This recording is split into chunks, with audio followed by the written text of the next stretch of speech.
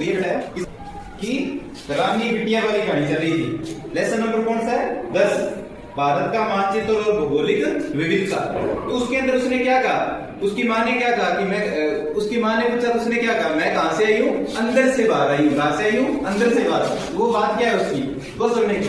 कहा थी वो? और यहाँ के ये तो यहाँ पर बिल्कुल यहाँ पर भाग के यहाँ पर देखने को मिलेगा। यहाँ है दिल्ली। क्या है? दिल्ली।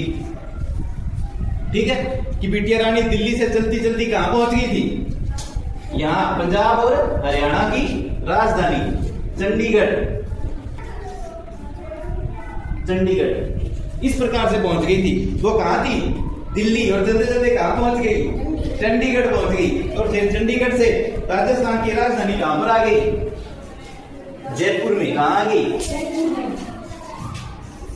ये है उस कहानी का भाव। अब ये हम अंदर में किया या नहीं किया? एक अंदर बना रखा है अपना। जमीन के ऊपर क्या है? भारत का मैप है। और भारत के मैप के ऊपर क्या लिखा है लाइन के अंदर कि पहले बिटिया रानी कहां गई थी? दिल्ली। दिल्ली से फिर कहां गई? चंडीगढ़। और चंडीगढ़ से फिर कहां आ गई? जयपुर आ गई। और मम्मी ने पूछा तो कहां से गई है कि कहां से आई हो?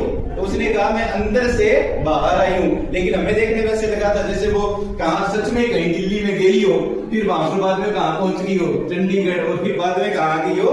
जयपुर। पर ऐसा नहीं है। उसने क्या है जूम के अंदर एक क्या बना रखा था?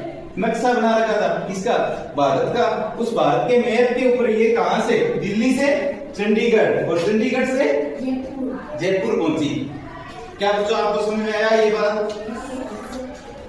जो कविता थी उसके हाव भाव अब आपको समझ में आए कि वो किस प्रकार से गई थी? समझ में आ रही है क्या?